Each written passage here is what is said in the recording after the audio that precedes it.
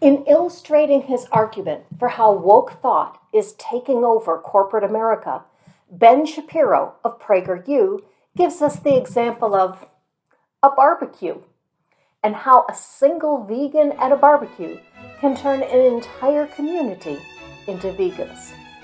You have heard Christian fear over the gay agenda. It seems that Ben Shapiro fears the vegan agenda. Let's have a chat.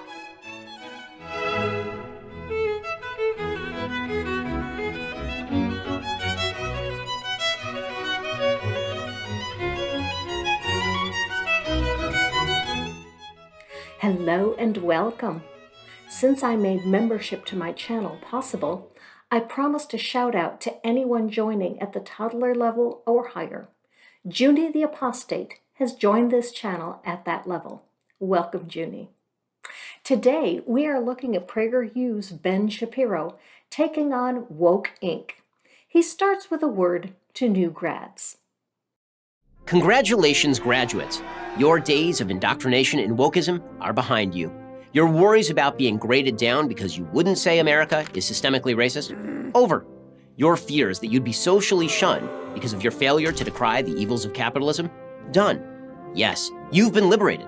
Next up, the real world, where merit is rewarded, diversity of opinion is welcomed, and the free and open exchange of ideas is celebrated. Just kidding. I find it odd that Ben considers universities as a place where expression of ideas is limited. There are some ideas that are so heinous that they should not be expressed. Like the guy at my university that tried to give a speech on how the Holocaust was fake to a Jewish speech professor that lived through it. Other than ideas that are so offensive that no reasonable person would find them acceptable, universities are usually open to letting students express themselves. His example of someone being downgraded for refusing to acknowledge that the U.S. is systematically racist leaves me to wonder how he got his support for this position.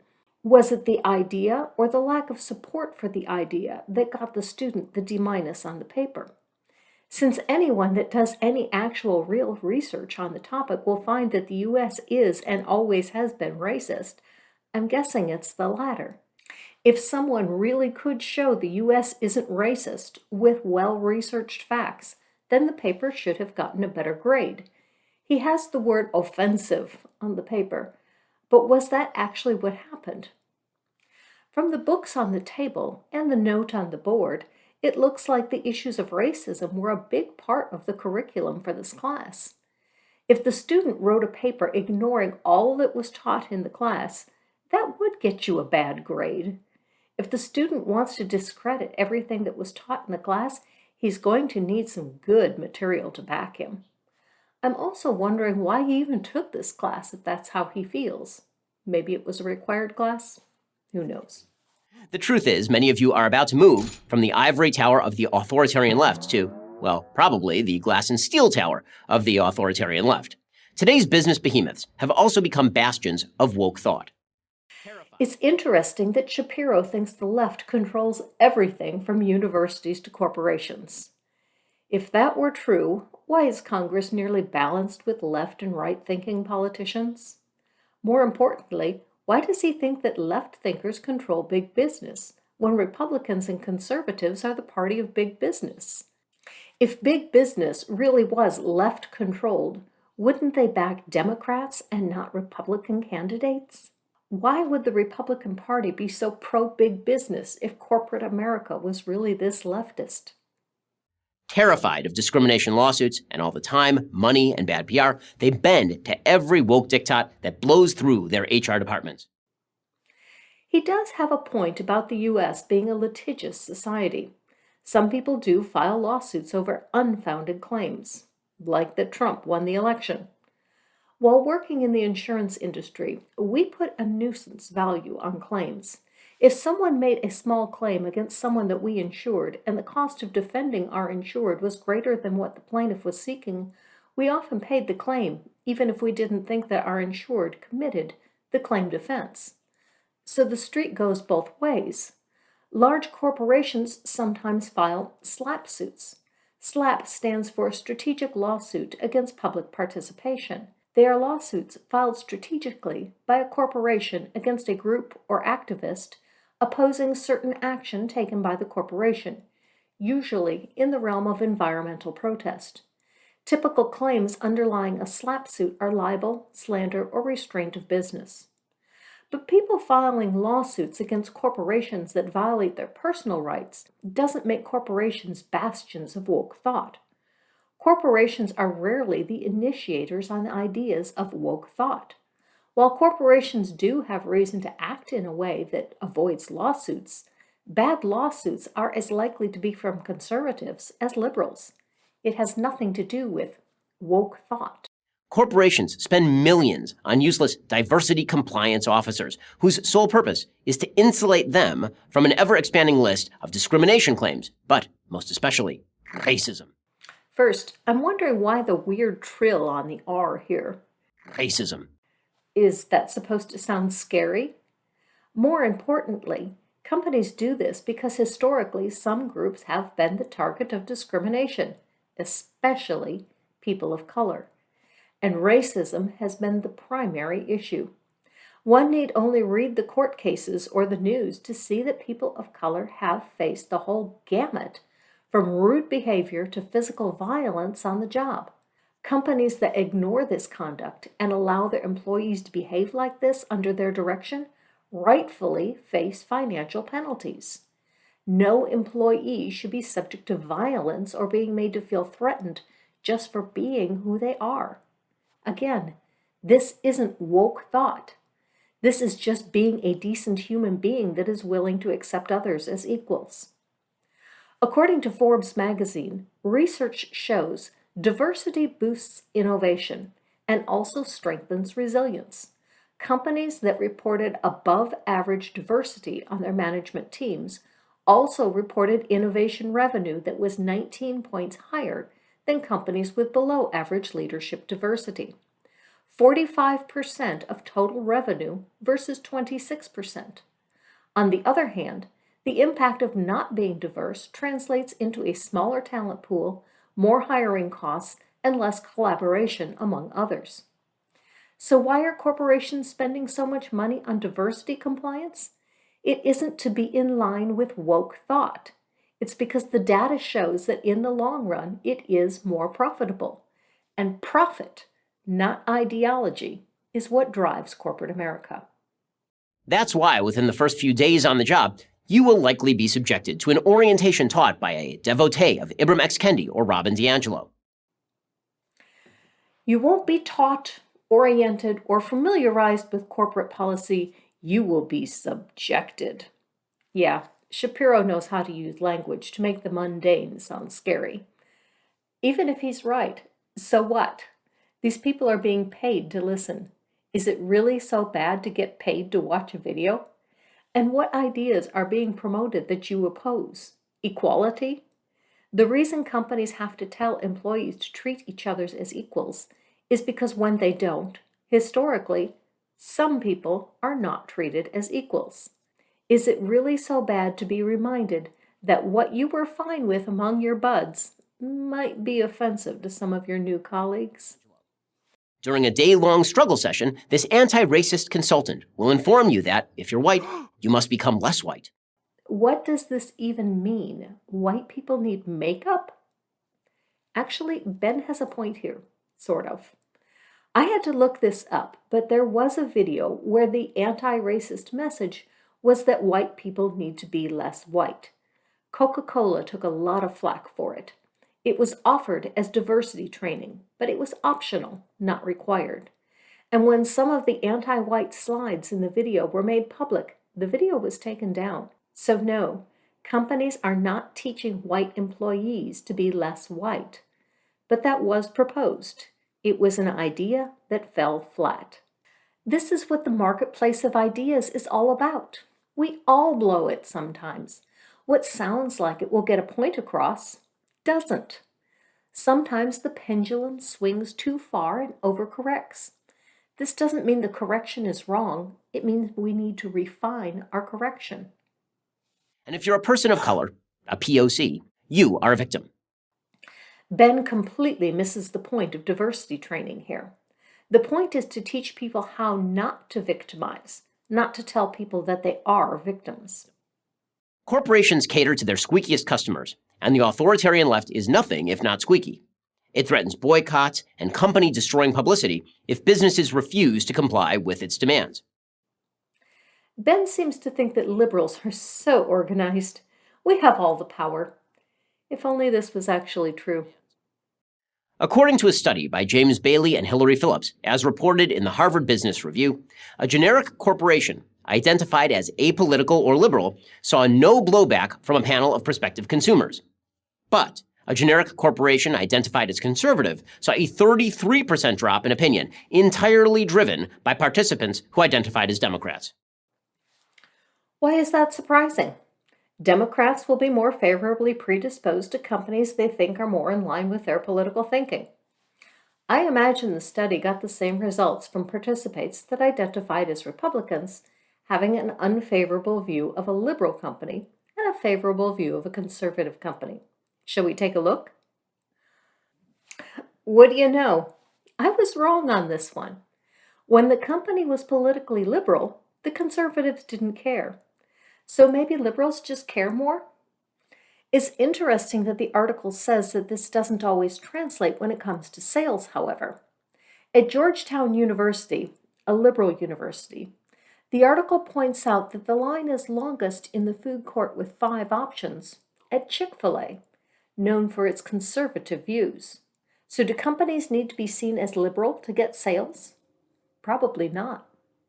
That's why your boss will likely send out regular company-wide emails assuring you that he or she or she is on the right side of history and pledging millions of dollars in support of whatever the leftist cause du jour happens to be. And you'll be forced to echo these messages or seek employment elsewhere. Corporations, above all, are risk-averse and controversy-averse. Which one is it, Ben? Are companies endorsing the newest left idea du jour, or are they controversy averse? The very fact that you are here talking about this says that the liberal position is not without controversy. So if companies are avoiding controversy, as you claim, they are avoiding taking any position on political issues, not endorsing the liberal issue du jour. This means that they are petrified of their own woke workers and cater to them in order to avoid media-manufactured blowback. Think he could confuse enough ideas into one sentence there? Companies aren't afraid of their own workers. When corporations are wounded by bad publicity, it is rarely from their own workers and much more commonly from the general public. Groups offended by corporate image or stance organize boycotts. I haven't seen workers walking off the job in protest of a political position that their employer took. Strikes involve compensation, not ideology. One need only look at the cuts in pay and benefits that are now the norm in corporate America to see that companies are not afraid of their workers. Workers are told to toe the company line or leave. In fact, that was your position just 10 seconds ago when you said, and you'll be forced to echo these messages or seek employment elsewhere. An employer that is directing an employee to echo the company message isn't afraid of the employee. Now, I realize that you mean that the company is only afraid of liberal employees, not conservative employees. If that were true, companies need only hire the good conservatives and pass over those nasty liberals. Yes, this would be legal. Discrimination on ideology is not illegal. Liberals are not a protected class. You might not be able to do it along political party lines, but ideology does not always follow political party affiliation. Don't believe me? Why do you think Chick-fil-A and Hobby Lobby can be extreme conservative companies? It's because there are no liberals in upper management of those companies. No one is suing them over this because there is no cause of action here.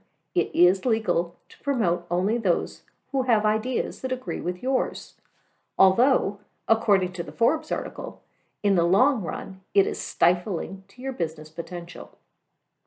While apolitical staffers and conservatives may constitute the majority of employees at any company, The corporate heads are driven by fear of a vocal ideological minority. I'd be interested in his source on this one. To his credit, Shapiro does have a link to his sources in the video description. However, for this claim, the link takes you to a site about his next talking point. There is no source for this claim. His next point does support this claim, but only as a single example. There is no support for the claim that a vocal minority drives the train of decisions by corporate heads, which are predominantly conservatives. I did several Google searches for any information on the stats on conservatives versus liberals in the workplace. I didn't find anything. In one sense, he's probably right in that most people aren't vocal about their political opinions at work. For most, it isn't the appropriate place. It becomes appropriate when corporate practices are harmful to some workers, which is usually what is driving the vocal minority to become vocal. What is misleading about Shapiro's claim is that he has lumped the apolitical, those that are not vocal about their views, and conservatives all into one heap, separating out the vocal minority. However, the vocal minority can just as easily be a conservative vocal minority as a liberal one. In other words, the graphic is equally true if we change the word conservatives to liberals. Because liberals are not the only ones that are vocal about their ideology. The very fact that Shapiro is here making this video proves my point. He is the vocal, ideological minority in this situation, clamoring for the majority of corporate America to change their views to match his.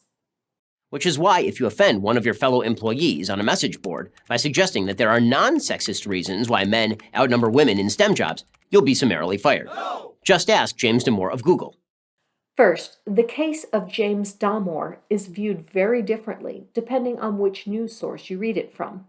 Conservatives hold him up as an example of conservative voices being silenced. Liberals point to the stereotyping that Damore claimed as fact in his memo. His case was settled in May of 2019, and as with most settled cases, we don't know what the parties agreed to.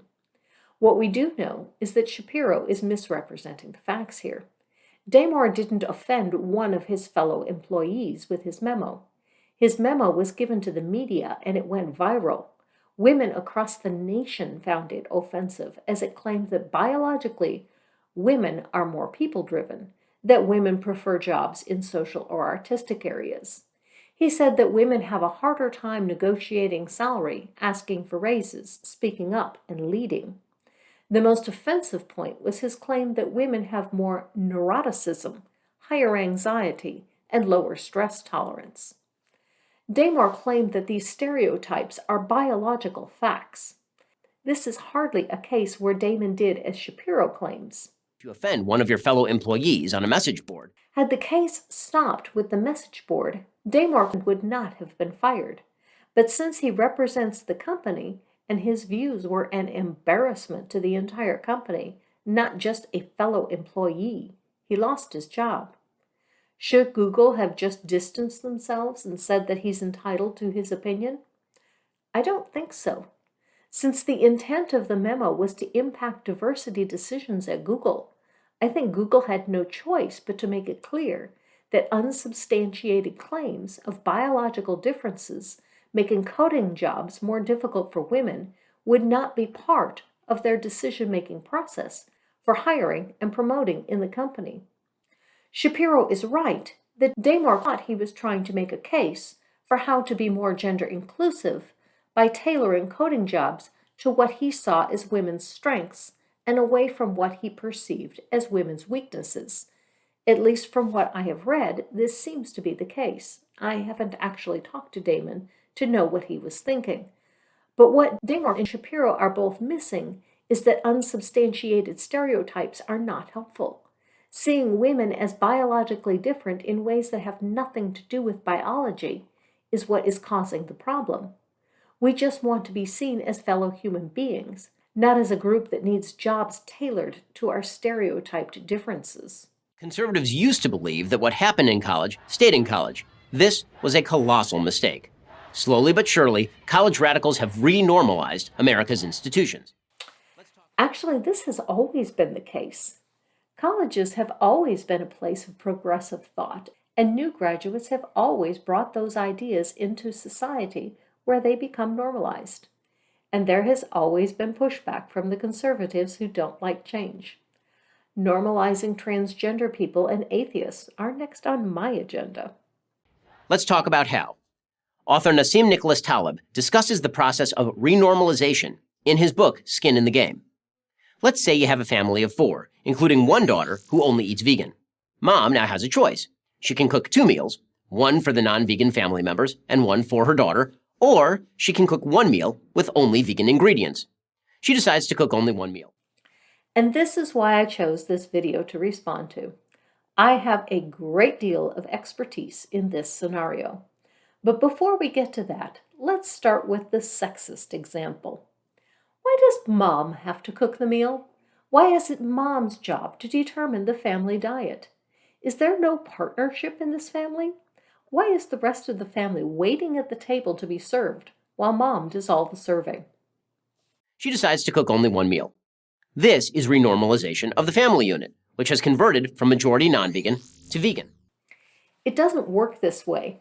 I raised 3 kids. We went through many dietary shifts. When Robin, my youngest, was 3, he decided he didn't like meat. He became a vegetarian. The rule in the house had always been that you must eat your vegetables, and everything else on the table is optional. This suited Robin just fine. Robin was most happy with a plate of broccoli. Yes, Robin had unusual tastes for a toddler. But I didn't change what I cooked for dinner. I just needed to make sure that Robin had a protein source. Usually this meant I also put a cup of yogurt on the table for Robin's protein. When Child 2 saw a documentary on meat production, Child 2 became a pescatarian. She ate vegetables and fish.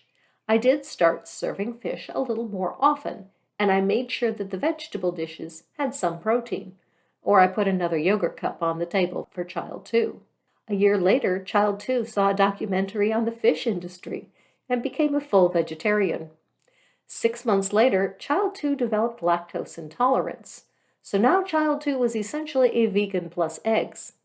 At this point, I had 4 people at home, 1 vegan plus eggs, 1 vegetarian, and 2 omnivores. I did start cooking more vegetarian dishes, but I frequently grilled some chicken or other meat for anyone that wanted meat. Child 2 would often make deviled eggs to go with whatever I was making. And if Child 2 and 3 didn't like anything on the table, which occasionally did happen, they were always welcome to go to the kitchen and make something else for themselves. Robin was 5 at this point and perfectly capable of making a peanut butter sandwich if he so desired. At no point did my husband or I ever become pescatarians or vegetarians, nor did anyone except Child 2 give up dairy. I do serve entirely vegetarian meals about 2 to 3 days a week. I have found that eating less meat is healthier and better for the planet.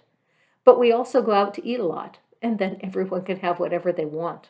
Now, says Taleb, have the family attend a barbecue with 3 other families. The host has to make the same choice mom did, make 1 meal or make 2. This process of renormalization, the new normal, continues until broader and broader numbers have been moved by one inflexible person.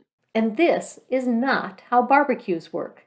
Never have I attended a barbecue and asked the host to provide a vegetarian meal for my kids. If the host asks how many are coming to decide how much meat to get, then I tell them not to count my kids in the meat count. My kids eat the sides. I know we are not alone in this, as there was an episode of Criminal Minds where Penelope was invited to a barbecue, and she said, "It's only a 2.5-hour flight. When I hear Kansas City barbecue, I come a-runnin' for the sides and fixins. I'm a vegetarian." There's no need to change the meal for everyone else. Everyone just needs to take the items that they want. The menu at both Texas Roadhouse and Cracker Barrel have a vegetarian plate that is a choice of 4 sides. I'm beginning to wonder if Shapiro has ever been to a barbecue. Has he never seen anyone choose to bypass the meat choices? And why does he characterize the vegetarian as inflexible? If one person at a barbecue has celiac disease, are they inflexible because they don't eat foods with gluten? Are Jewish people who eat kosher diets inflexible? Also, even if the host made a vegetarian barbecue menu, why is he thinking that everyone is going to all go home and now become vegetarians just because they ate one vegetarian meal? Have you never been anywhere where someone was on a special diet? Did you change your diet because you ate with that person?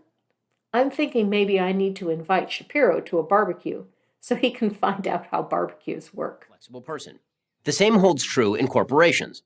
All it takes, according to physicist Serge Gallum, is a tipping point, a certain percentage of the population joining an inflexible movement and demanding change from a less than motivated majority. Gallum puts that number at approximately 20%. So, here's the good news. Renormalization can work in reverse, too. Here's how. Find a group of like-minded employees. Make demands that a majority of employees agree with. If a majority of the employees want something, sometimes it isn't that hard. But it also makes a difference what they want and how much it will cost. If it's a new coffee maker because the one in the break room only works on Wednesdays when the moon is full, it shouldn't be that big a deal. However, I'm sure everyone would be in agreement on a 100% raise and have the top 1% in management give up a portion of their pay to cover it. How many of you think you could get this to go over where you work by following Shapiro's plan?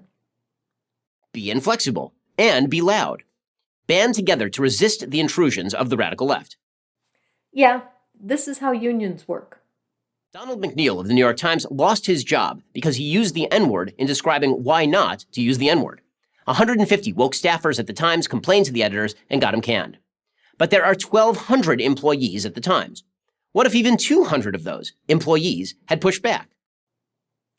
Note the characterization of the staffers that complained as woke staffers. 150 woke staffers. Shapiro also mischaracterizes what occurred.